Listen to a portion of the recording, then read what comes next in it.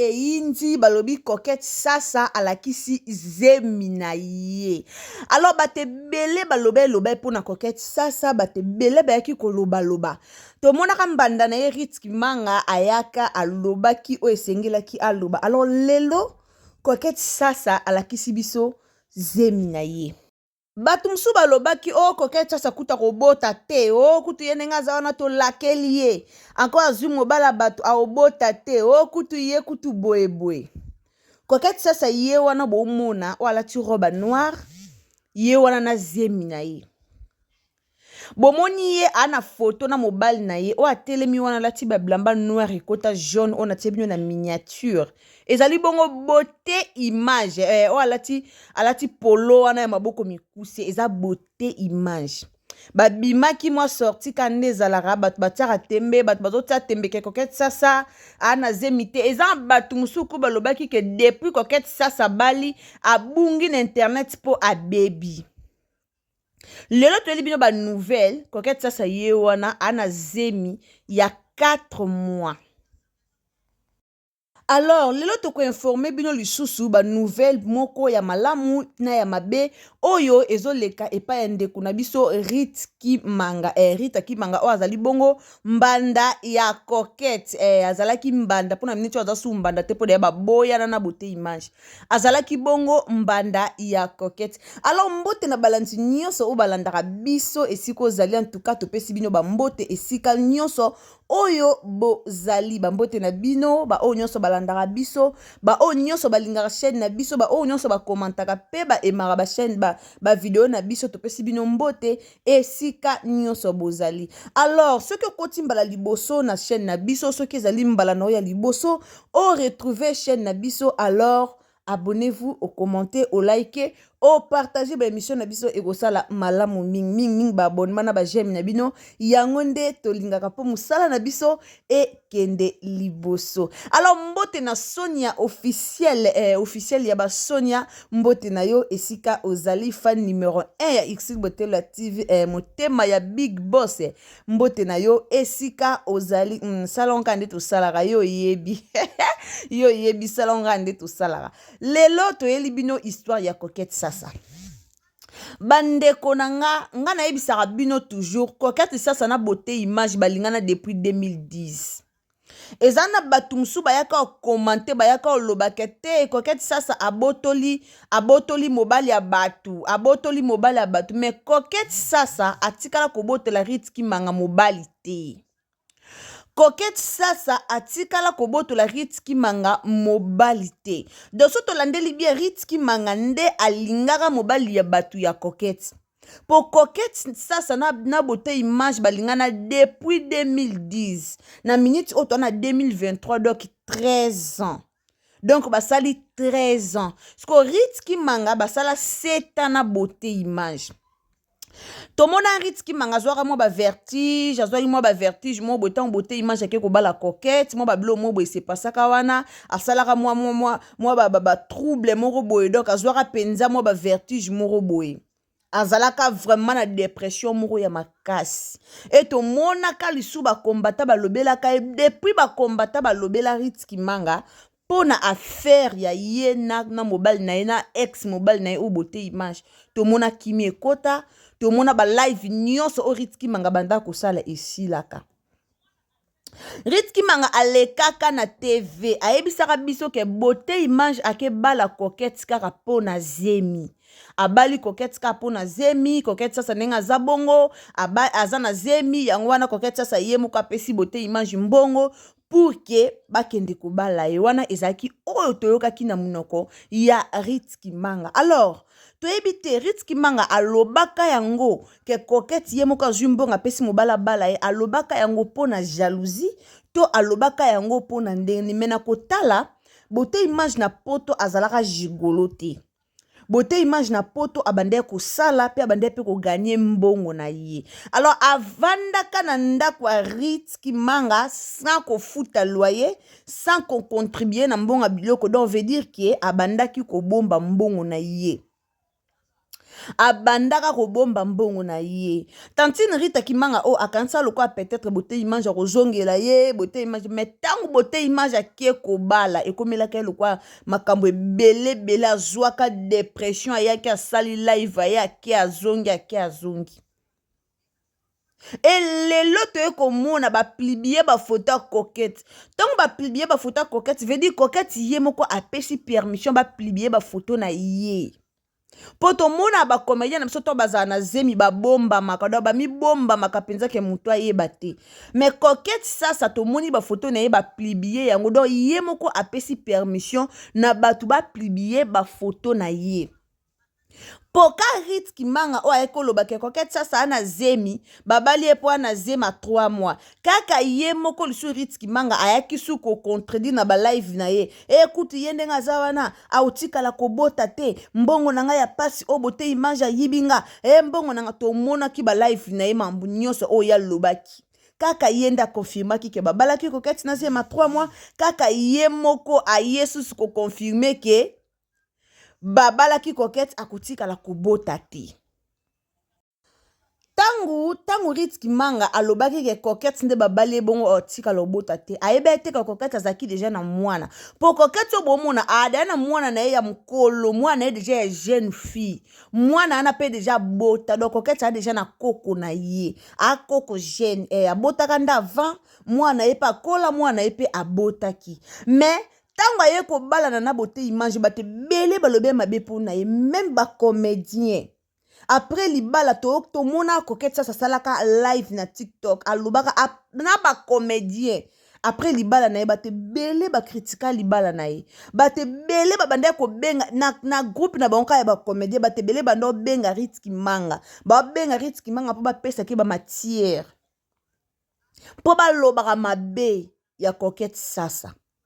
Mais coquette ça a un problème mon côté. Asaleleka likamba bolingo na ye. Bande ko bolingo basala nango jeté. Mobali o babanda na ye depuis 2010. Ata batu bayaka ba finga ka ye mukolo mobali ye kutuboye. Bolingo basala nango jeté. Coquette ça na beauté image balandika mitema na bango. Peut-être ba Rit Kimanga nde banzi baye barate bango balanda kaka na landa mobali oyo pona boye. Mais coquette ça quoi landa ki beauté image vrai amour bolingo ya solo. Siko lelo ka Rit Kimanga m'informa biso ke babali coquette na zemi. Ka yepe mutaki ko démentir ke coquette na zemi te coquette otika la kobota te po ye Rit Kimanga zo lakela ya zo tia ba prière po na ya otika la kobota te. Siko coquette ça yo na zemi. To sali on rwandeni. Bandeko eloko leki tika ezalate lelo Rit Kimanga sala lisu ba live te akata ba live na ye banda ba pekisa ye ezaka dépression o esalaka ye to monaka biso nsakazaka na dépression moko boye aloba o esengela loba pi kande bat balobeke a loba ka pona 1 mois 2 mois 3 mois mais ce que umeli a ya sukoloba ngote anda loba poza kina pasi poza kina pasi ya mobali o ye moko bandeko kozo charge na lo kwa mwana na ye donc ozana bana na o 4 okepe su kolinga obala kozo mobali mobo ekotia na ndaku no po botisa no yoka ofele ovana na liko nango olese mobali olatisa mobali na mbongo no mobali olala na ndaku no ofele ka liko nango pe mobali otala théâtre na ndaku na yo na théâtre na sko mwasi ne mwazala kuna na kin liko nango pe mobali yebiso yoka ke kin yo ebika mobala kekini me mobala ke bala azaki na dépression mo makasi na ebike likambu o ya zemi ya coquette epesa ye lisu choc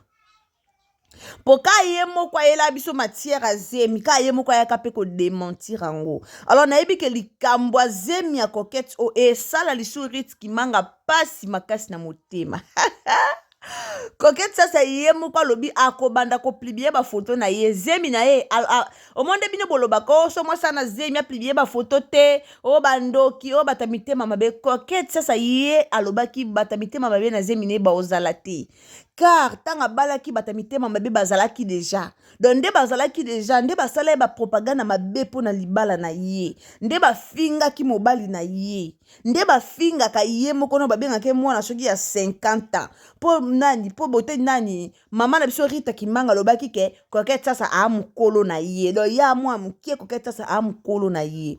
Siko kande bafinge Coquette sasa kande balobaki ke amukolo a Rita Kimanga, alors ye pa lobaki ke kana kimukolo na ye zemi na ye aobomba te, alobaki zemi na ye aobomba te. Donc oyo tobanzo mona o ya premier épisode tomona zemi na ye lokwa azima Karine Mokonzi bomoni kande zema Karine Mokonzi bando leka nyonso na internet, alors tomona zemi ya Coquette sasa elekaka bongo lokwa ya Karine Mokonzi.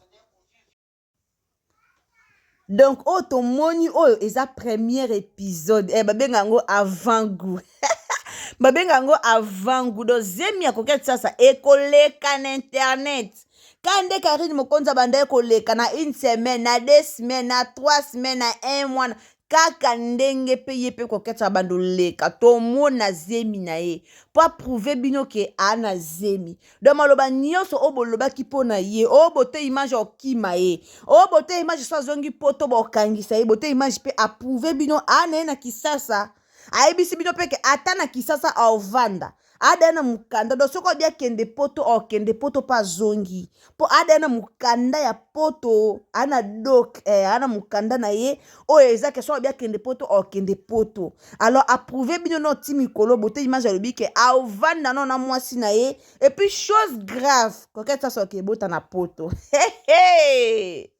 tension kuna sava. Chose grave bandeko na nga Coquette sasa na mobile na ye bazo planifier pour que ake kobota na poto. Na ebite likambo oton Rita Kimanga koyoka ngo esala ye ndenge nini. Tango Rita Kimanga koyoka likambo esala ndenge ndeko na biso azwane ba depression pamba mutu kimia mutavandi na kimia bolinga bolingi ka bando binela biso lisusu wa Coquette sasa mwa mabe. Coquette sasa za mwa mabe Coquette pe kobomba ka ba photo ya Après tout, félicitations à Coquette sasa, félicitations à couple beauté fela. Vraiment, félicitations à Bino. En tout cas, ezaka facilité que moi si à Bali, à Zuize, mais à mingi babala, basali bane ebe na libala, bazo botate, mais vraiment nzambe na ngulu na ye, a sali pour que Coquette sasa azwa zemi. Malgré Coquette sasa za déjà na jeune fille na ye, malgré beauté image pe azana bana na ye, mais nzamba sali quand même lelo Coquette sasa akoma lisusu na zemi ya beauté image po babalaki ye bapesaki mbongo banoko bazwaki mbongo bafamille bazwaki biloko nyonso vraiment epesamaki. Alors lelo Coquette sasa akomi na zemi tozozela bébé tozozela mwana mwasi tozozela mwana mobali tozozela pasa ekosala biso malamu mingi. Alors mbote na balandi nyonso o balandaka Exil Botelwa TV mbote na bino esika bozali boyebi tolingaka bino mingi. Alors soki eza mbala no ya liboso okoti na chaîne na biso kande tolobaka bo s'abonner, donc au s'abonner, au commenter, au liker, au partager et au sala malamu mingi. Bandeko to aimer vidéo et au sala kitoko makasi.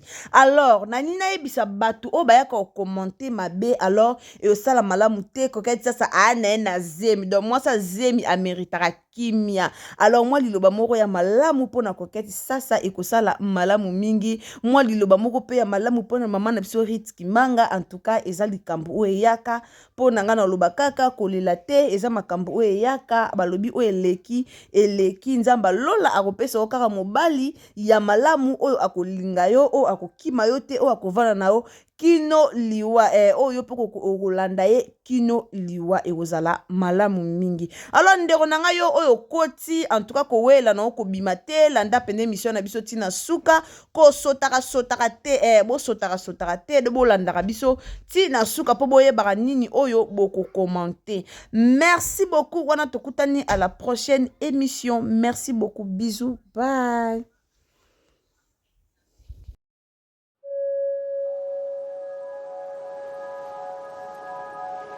Thank you.